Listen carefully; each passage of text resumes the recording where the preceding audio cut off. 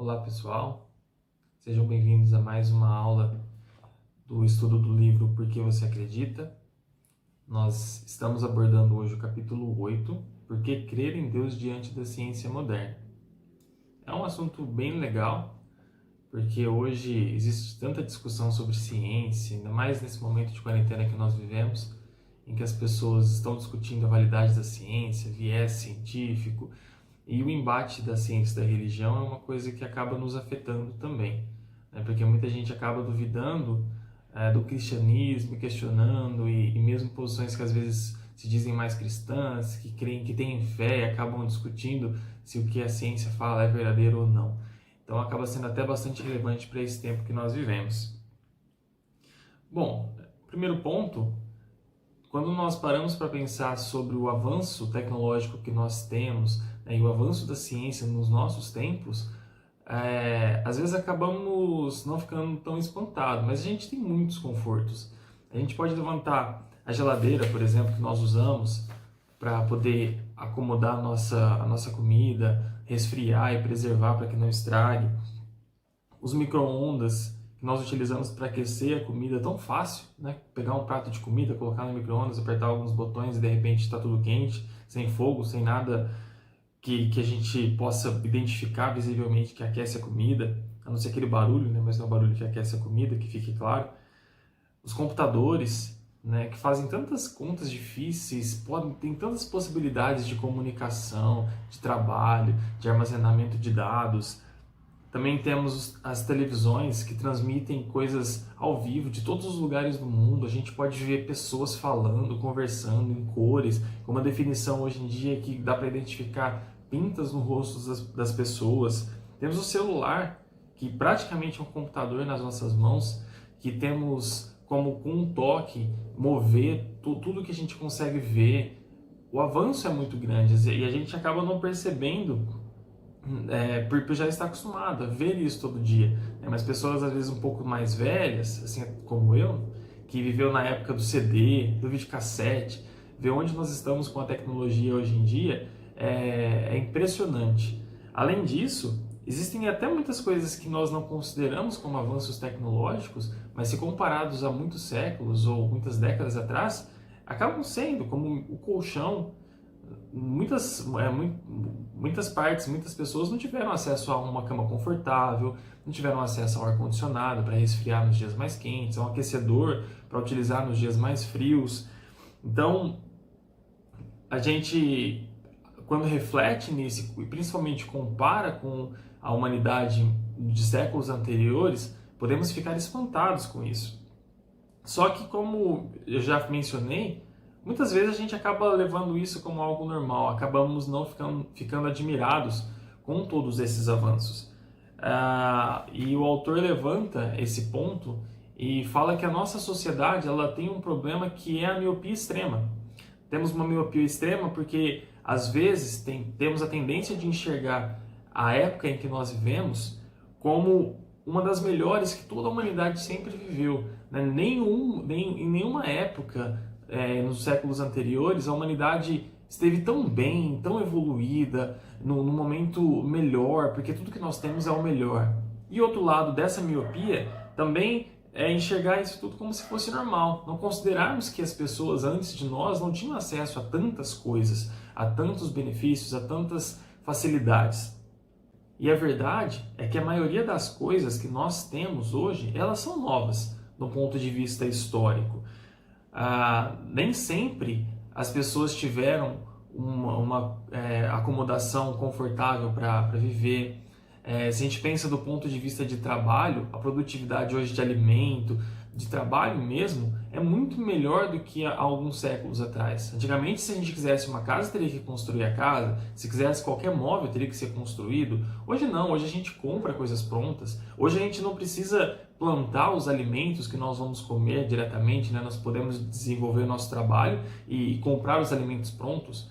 E imagine então, alguns séculos atrás, algumas décadas atrás, se nós falássemos para os nossos avós, por exemplo, que viviam na fazenda, talvez, alguns aí consigam se identificar com isso, os nossos avós, bisavós que viviam com muita mais dificuldade falar para ele que a gente teria um aparelho na nossa mão que poderíamos apertar um botão e daí em alguns minutos comida seria entregue na nossa casa. E comida que hoje muitas pessoas em séculos anteriores nunca pensariam que teriam acesso. Hoje a gente tem diversidade muito maiores do que nobres de séculos anteriores. A gente pode comer comida de qualquer parte do mundo praticamente ao toque de um botão do celular.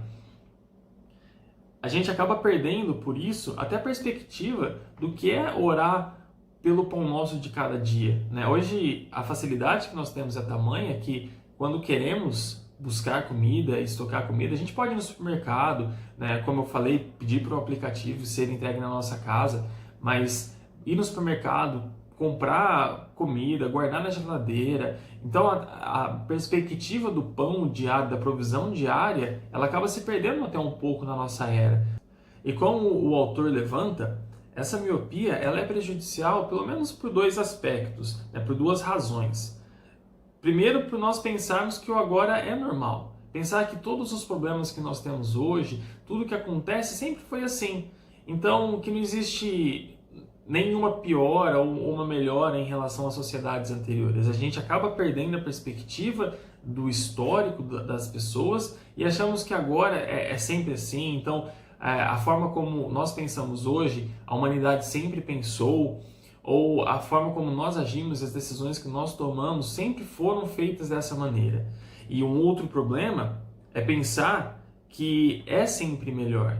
E não é isso também. Muitos avanços que nós conseguimos, eles trouxeram consequências negativas. Então, hoje, como nós citamos os celulares, os computadores, eles trazem grandes facilidades, mas também trouxeram vários problemas. A facilidade da comunicação fizeram com que pessoas pudessem se organizar mais fácil para cometer atos terroristas. Hoje a gente ouve de tantos crimes que são cometidos na internet, crimes de espalhar fotos e várias outras coisas que nós sabemos que acontecem, que a própria tecnologia e o avanço tecnológico que nós tivemos facilitaram esses problemas. Sem falar também de pessoas que têm depressão porque são viciadas no mundo virtual, não conseguem se relacionar com outras pessoas. Igrejas também que às vezes não se reúnem porque acham que a igreja virtual, tudo que ela acessa pelo celular, pelo computador é o suficiente. Sabemos que não é assim. Então, essas duas razões nós podemos levantar como razões para mostrar que essa miopia ela é prejudicial também. Então, podemos concluir que o agora nem sempre é normal. E o mais novo também, o que nós temos agora mais novo, nem sempre é o melhor. Isso nos traz ao debate do título desse capítulo. Por que crer em Deus diante da ciência moderna? O primeiro ponto que eu quero levantar é que a ciência moderna ela não é uma ciência antiga e que sempre foi da maneira como nós conhecemos hoje. Ela é uma ciência nova. A forma como nós estudamos e tratamos a ciência moderna, ela desenvolveu muito forte a partir do século XIX.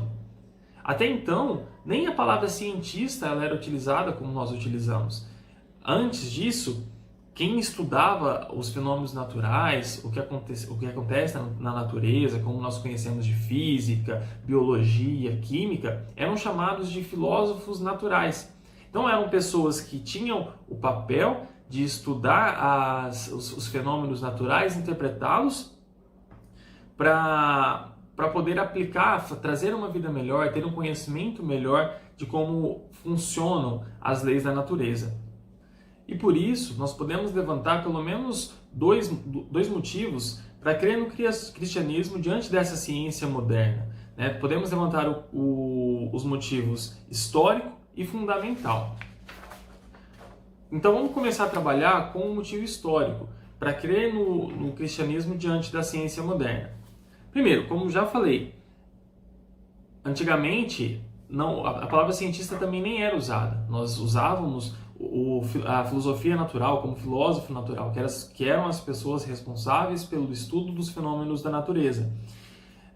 Talvez um dos primeiros que foram chamados de cientista tenha sido Tales, que viveu 624 a 546 a.C.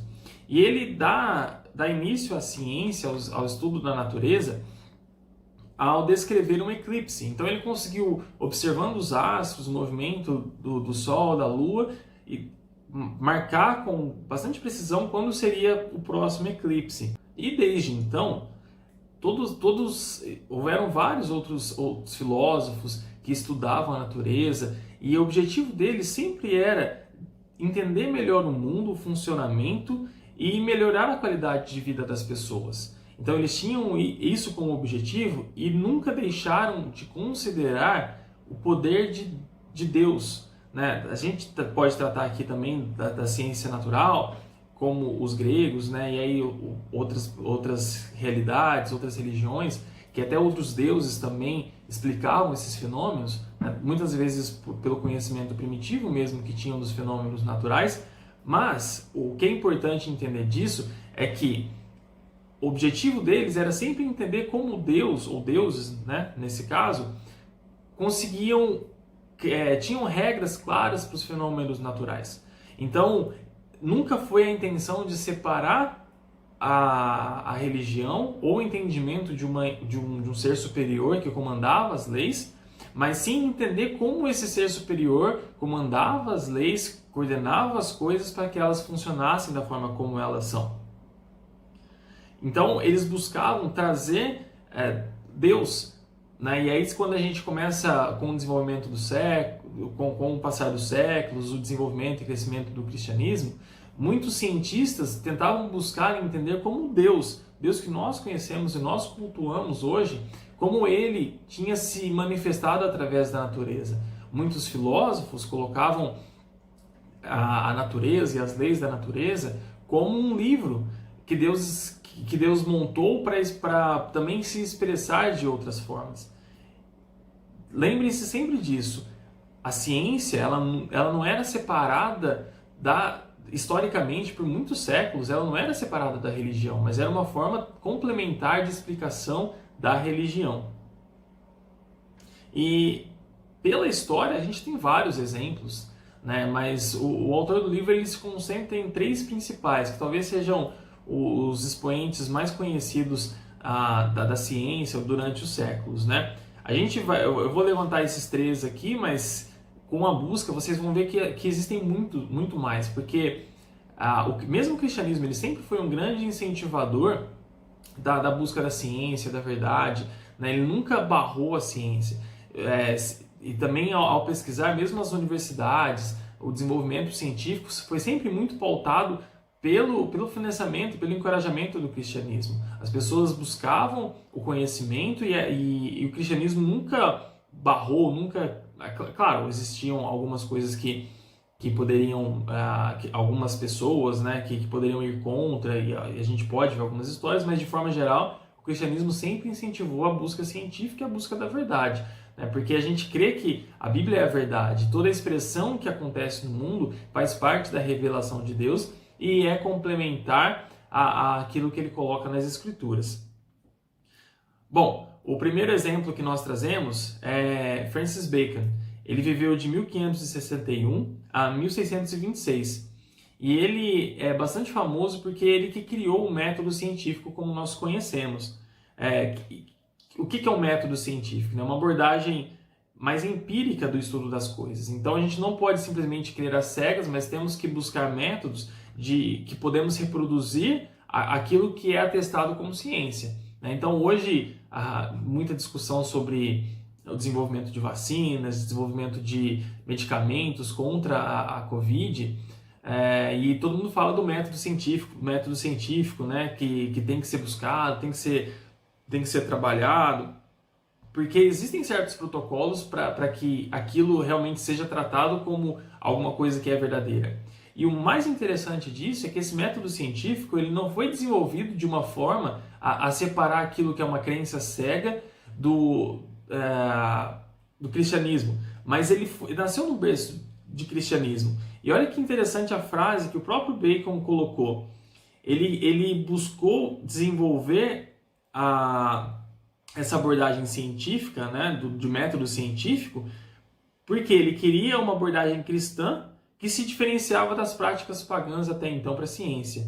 Olha que interessante, ele buscava um método científico, um método que poderia ser verificável, porque acreditava que existia um Deus que rege todas as coisas, que tem as suas leis, e que, portanto, tudo que ele colocou pode ser replicado, né? E queria diferenciar isso das práticas pagãs de então. Interessante a gente pensar isso, porque parece que hoje o método científico é contra a realidade cristã, né? Sendo que ele nasceu num berço cristão. O segundo exemplo é o de Robert Boyle, que viveu de 1645 de 1645 a 1691. E ele é considerado o pai da química moderna. Então, podem pesquisar também, né, que a química ela tinha muito estudo de alquimia e muita coisa de magia, então, mas ele foi quem deu o início ao estudo da química como ciência, né, mais próxima do que nós conhecemos hoje. E é muito bonita a frase que ele coloca, que esse estudo filosófico, né, da filosofia natural, como era conhecido, só é possível diante de Deus, que controla toda uniformidade. Então ele acreditava que Deus realmente tinha colocado leis, né, tem as leis que ele colocou, que ele estabeleceu, e que elas são uniformes. Então a gente consegue repetir, vai conseguir, né, encontrar sempre um padrão nas coisas que nós podemos repetir na ciência. E o terceiro, que talvez seja o mais conhecido de todos, né, pelo menos o mais conhecido meu, que é Isaac Newton. Ele viveu de 1642 a 1726. Alguns brincam que ele inventou a gravidade, mas a gente reconhece ele como um grande expoente da física. E boa parte das descobertas que nós temos da física moderna vieram pelos estudos dele, né? Então ele contribuiu grandemente para o estudo do movimento, para o estudo da gravidade, a compreensão de energia, né? Então quem estiver na escola, ou quem lembrar da escola, fez alguma faculdade voltada para a área de exatas, vai ver como os estudos de Newton eles são fundamentais para o entendimento da física e de todos os fenômenos que nós conhecemos, que nós conhecemos. Bom, portanto, essa visão moderna que nós temos de divisão de ciência, da ciência e do cristianismo, ela nunca foi algo normal, ela nunca foi um padrão histórico. Isso é algo recente, é algo diferente do que a humanidade sempre acreditou e sempre viveu. Mas por que então que começou a haver essa divisão? No livro a gente vai chegar numa parte em que o autor apresenta o iluminismo.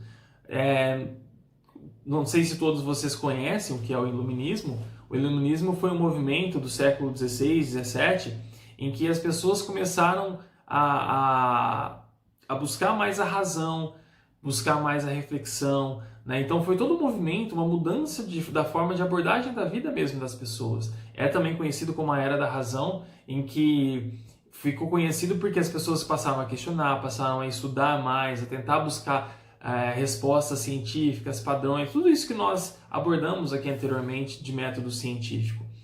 E só a partir do crescimento do iluminismo é que começou a despertar nas pessoas uma separação maior entre religião e ciência. Então, começou a ser entendido que a gente tinha que ter uma abordagem de mundo longe da religião, tinha que buscar outras formas mais racionais, sem tantas coisas já pré-estabelecidas da ciência, pré-estabelecidas da religião, e buscar algo científico mais voltado ao pensamento, à reflexão, para viver um modo de vida. E é a partir daí que esse conflito entre ciência e religião começa a ganhar força e ganhar corpo. Mas, no século XIX, que foi promovido por William Draper e Andrew White, uma grande revolução na forma como foi abordado essa divisão entre religião e a razão, ou a ciência, né, como nós temos falado. Eles publicaram vários livros que foram traduzidos, reeditados várias vezes, em que eles começaram a criticar muito forte a interferência da religião na vida das pessoas, né? Então, o primeiro, William Draper, ele lutou muito contra a Igreja Católica, principalmente, que era o alvo da crítica dele, e principalmente a infabilidade papal. Ele questionava tudo porque, não sei se todos conhecem, mas o Papa ele tem uma autoridade muito grande, né, na igreja, e tudo que ele fala,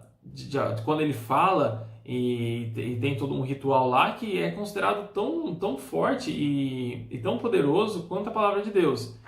E ele passou a questionar isso, brigar com isso. E o White, ele também criticava bastante a religião, a forma como as pessoas deixavam, entre aspas, a razão, e começou a crescer esse conflito entre religião e razão a partir das publicações deles. Mas nada foi mais importante para acirrar essa batalha entre religião e ciência do que a publicação do livro de Charles Darwin, A Origem das Espécies, de 1859.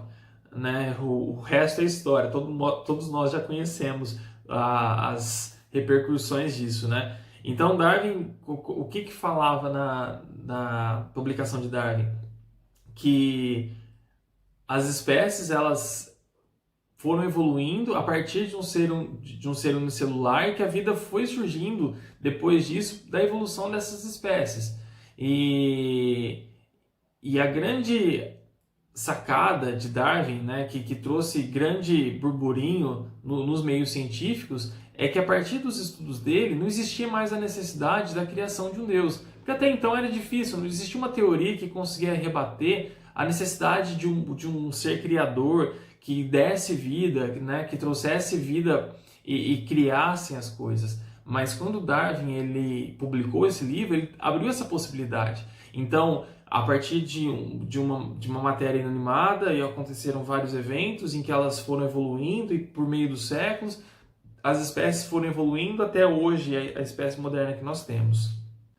Portanto, a ideia de Darwin, ela é nova, ela trazia novidade para a ciência, mas da perspectiva histórica, até os séculos anteriores, ela não era normal. Até então as pessoas acreditavam que era necessário um ser criador, um ser superior, mas Darwin conseguiu quebrar essa barreira com a teoria que ele apresentou. O segundo motivo para a gente crer no cristianismo contra a ciência moderna, como nós conhecemos, é um motivo fundamental. Na era moderna, há um esforço muito grande para divorciar a ciência da religião. Então, praticamente, quando as pessoas buscam fazer qualquer estudo científico, elas já partem do pressuposto que qualquer coisa religiosa, ou que até mesmo a existência de Deus, ela deve ser descartada para que o trabalho tenha qualquer relevância ou para que ele seja verdadeiro.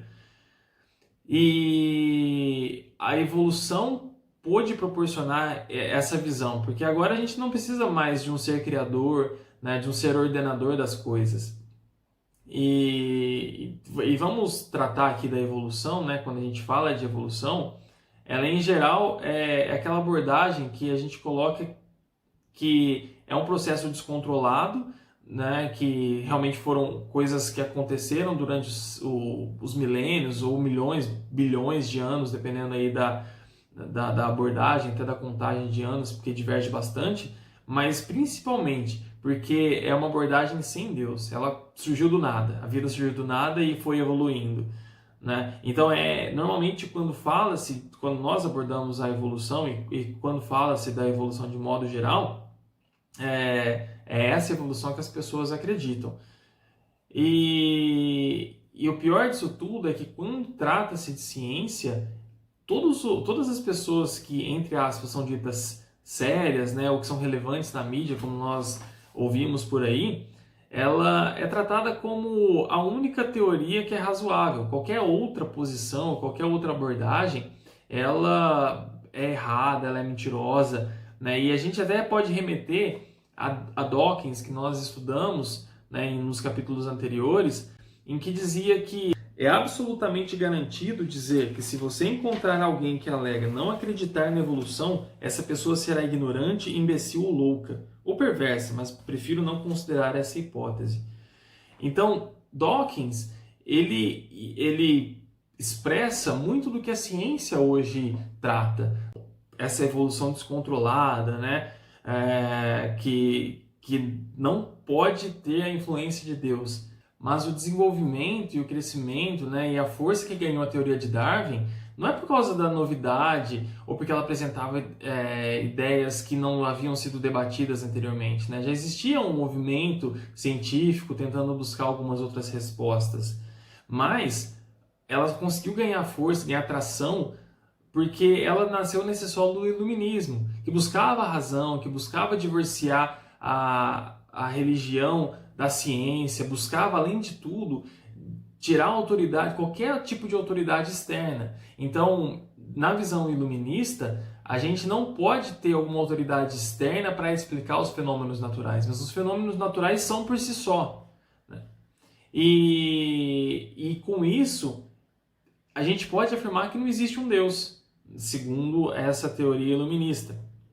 Mas a gente sabe, tem o privilégio de saber que isso não é verdade, né? E a gente pode rebater esse tipo de levantamento, porque no próprio fundamento dele, ele é incoerente. Primeiro, porque ao tratar um método científico como algo que pode ser replicado e que leve em consideração todas as possibilidades para tentar achar resultados, a gente já percebe que quando eles descartam de cara a existência, a possibilidade de existência de Deus, eles já estão com algumas crenças pré-estabelecidas e nem sequer querem considerar a possibilidade da existência. Então já é um estudo viesado. E além disso, a teoria ela é incoerente, né, por si só. Se a gente parar para refletir, tudo que eles colocam é que, né, as coisas que são como são, mas por causa de uma evolução material aleatória, né?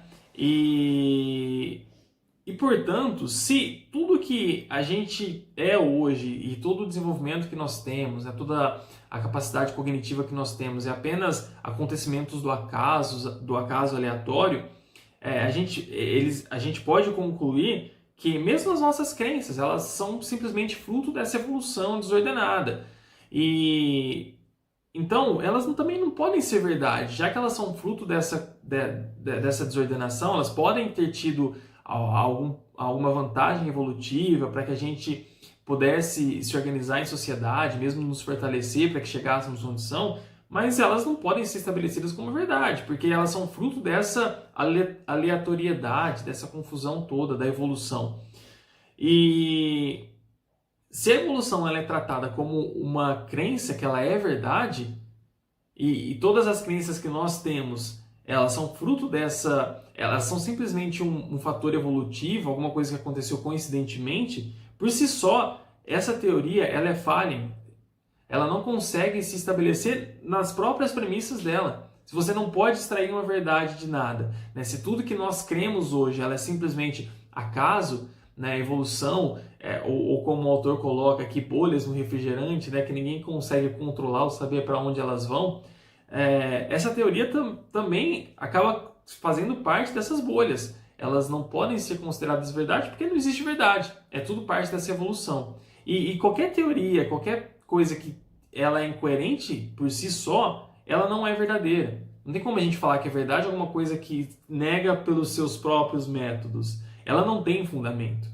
E essa falta de fundamento pode ser ilustrada pelo exemplo que o autor traz, né? Que uma vez ele estava numa faculdade conversando, dando uma palestra, conversando com os alunos, ele foi buscar um café, encontrou um professor de física e ao conversar com ele foi muito interessante. Ele não acreditava em Deus, mas ele disse o seguinte, que a física que ele ensinava, ele poderia ensinar as leis, mas ele não tinha a resposta do porquê as leis são como são. Olha que interessante, né? A gente tem leis, consegue reproduzir, existe uma ciência toda que explica detalhadamente todas as coisas que acontecem. Os professores, os físicos, conseguem ilustrar essas leis, explicar, reproduzir, mas sem a convicção correta, não conseguem argumentar porque elas são como são, simplesmente ensiná-las como elas são. E graças a Deus que Ele nos oferece uma resposta. Ele nos traz a resposta para de onde vieram essas leis. Hoje também existem muitos argumentos, né, quem gosta de estudar um pouco mais a filosofia, debates, da teoria do ajuste fino do universo. Porque as leis elas são muito ajustadas para que a vida tenha condição, né? Então, assim, se as forças que interagem os átomos elas fossem um pouco mais fortes, os átomos não poderiam ter as ligações que têm. Se elas fossem mais fracas, eles não se juntariam, né? A gravidade, a força que ela tem é ideal para que a gente consiga sustentar a vida. A temperatura, por causa da distância da Terra ao Sol, ela é uma temperatura agradável, que sustenta a vida. Temos a água que é líquida, que tem vários comportamentos que ninguém sabe explicar por que são assim, mas o fato de serem assim proporcionam a vida. Nós sabemos que foi Deus quem criou isso tudo. Ele criou isso tudo com um propósito de que nós possamos glorificá-lo, louvá-lo, né? Trouxe Jesus Cristo também para que nós tivéssemos redenção. Olha que bom, nós temos as respostas para as perguntas mais profundas da ciência, né? Existem tantas discussões que, no fundo, quando a gente vê a importância, as pessoas querem negar a existência de Deus, né? E como exemplo simples, podemos citar a questão da origem das coisas. Por mais que as pessoas criem teorias, por mais que chegam a comprovações de, tá bom, de fato, existiu um Big Bang que explodiu e que criou tudo, mas a gente ainda pode perguntar, tá, consideremos que seja assim, mas quem estava lá para fazer isso? Ou o que havia antes, o que havia depois? Nós sabemos que existe um Deus que estava antes, que é e que estará depois disso tudo. Olha que resposta linda, olha que verdade mais linda que nós podemos crer. E além disso, nós temos mais argumentos para trazer como resposta para aqueles que não querem crer na ciência, para aqueles que não querem crer em Deus e querem falar que a ciência ela realmente tem a verdade, né? Quanto à teoria da evolução, mesmo Darwin, quando ele passou a estudar, ele reconhecia que existia falhas na sua teoria. Até hoje, por mais avançados que estejam os estudos dos fósseis, as escavações, ninguém encontrou algum fóssil definitivamente que comprove que uma espécie se transformou numa espécie diferente. Ninguém consegue encontrar um ancestral que partiu do réptil para mamífero, né? Então, mesmo Darwin reconhece esse tipo de falha na sua teoria. E ainda as pessoas não conseguem comprovar isso cientificamente, mesmo pelos métodos científicos que nós temos. Além disso, a forma como eles usam para fazer a datação dos fósseis, das eras geológicas, elas partem de um pressuposto. Eles não têm como comprovar a idade se não tiverem um pressuposto de que as coisas sempre aconteceram como foram, que sempre houve uniformidade no desenvolvimento geológico. Vai contra, inclusive, o que nós sabemos que é verdade da Bíblia, né? Do dilúvio, que destruiu, que mudou totalmente a geologia da Terra. E o simples fato deles dizerem que sempre foi assim, já traz um viés também mesmo na datação, no levantamento dos fósseis, na forma como eles entendem a evolução das espécies. Então, quando você parte para uma conclusão científica com esse viés, isso já invalida também esse método científico, né, que tem que ser imparcial, que tem que levar em consideração todas as verdades. E outra resposta que às vezes nós temos que dar é que as pessoas levantam que o cristianismo acredita cegamente na Bíblia, na religião, sem que tenha evidência alguma. E como nós já levantamos nos outros capítulos, em vários outros estudos, nós sabemos que nós não acreditamos às cegas. Nós podemos comprovar o que nós acreditamos por meio da história, por meio mesmo da filosofia, da lógica. É muito real, muito verdadeiro tudo que nós cremos. Não são simplesmente crenças cegas no que algumas pessoas falam, mas existem comprovações, nós temos como levantar essas comprovações. Então, não é cego a nossa fé, não é cega a nossa crença, nós não simplesmente rejeitamos a ciência, nós temos uma afinidade muito grande com a ciência, porque inclusive é a forma que nós entendemos que Deus escreveu a natureza. Portanto, gostaria de ler a conclusão que nós temos desse capítulo. Diz o seguinte: quando vemos que a ciência teve uma história longa e fértil em harmonia com o cristianismo, e quando vemos que as teorias da evolução não têm um fundamento que a sustente, podemos começar a entender porque o cristianismo é a única opção real para seres humanos e cientistas. Né? Temos alguns livros recomendados, né, na página 172, quem tiver curiosidade para buscar mais fontes, tentar compreender um pouco mais essa disputa que existe entre religião e ciência, né? Essa disputa imposta, inclusive, pelo que é dito ciência. Vocês têm mais recursos, tá? É só buscar na página 172 do livro. E também tem algumas perguntas na página 171 para reflexão.